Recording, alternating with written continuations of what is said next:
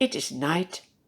Outside it is dark, but in the palace there is still light burning. The king cannot sleep, so he orders servants to bring him the book of the Chronicles. In these books you can read what all has happened in the kingdom of King Xerxes. One of the servants reads for him. When the king hears about Mordecai who has exposed the plot to kill him, he asks, "What honor was given to Mordecai for doing this?" The servants answer, "Nothing has been done for him." That is not right, thinks the king. He wants to make a plan. In between, it is early in the morning. The king asks, "Who is in the court?" Now Haman has just entered the outer court of the palace to speak to the king about impaling Mordecai on the pole he has set up for him. The servants of the king answer, "Haman is standing in the court."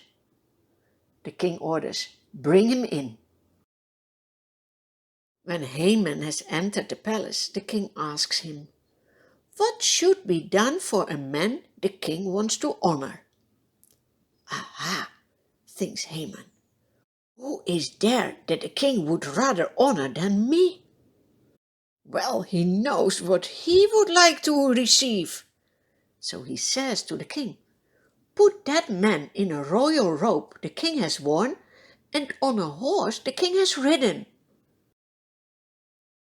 Then let one of the most important officials from the king lead this man on the horse through the city streets, proclaiming before him, 'This is what is done for the man the king delights to honor.'"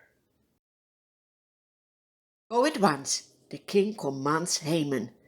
"Get the robe and the horse and do just as you have suggested for Mordecai the Jew, who sits at the king's gate. Don't neglect anything you have recommended."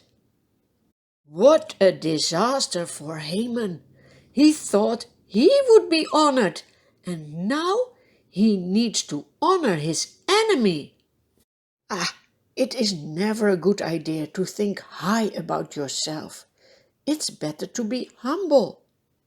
The Bible teaches us, "For all those who exalt themselves will be humbled, and those who humble themselves will be exalted."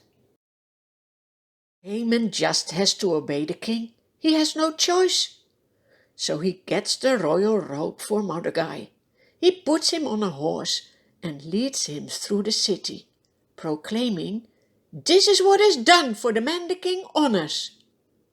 Well, do you see his face? He is not happy at all.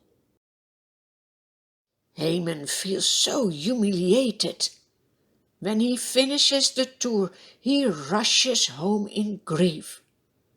Then he reports to his wife and his friends all what has happened.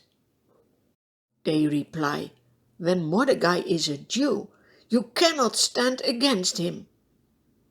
You will surely come to ruin." Oh yes, they are right. Do you know why? You cannot fight against God. He will always protect his people. While they are still talking with Haman, the king's servants arrive. "Come, hurry! It's time for you to go to the banquet Queen Esther has prepared for you and the king." There they go.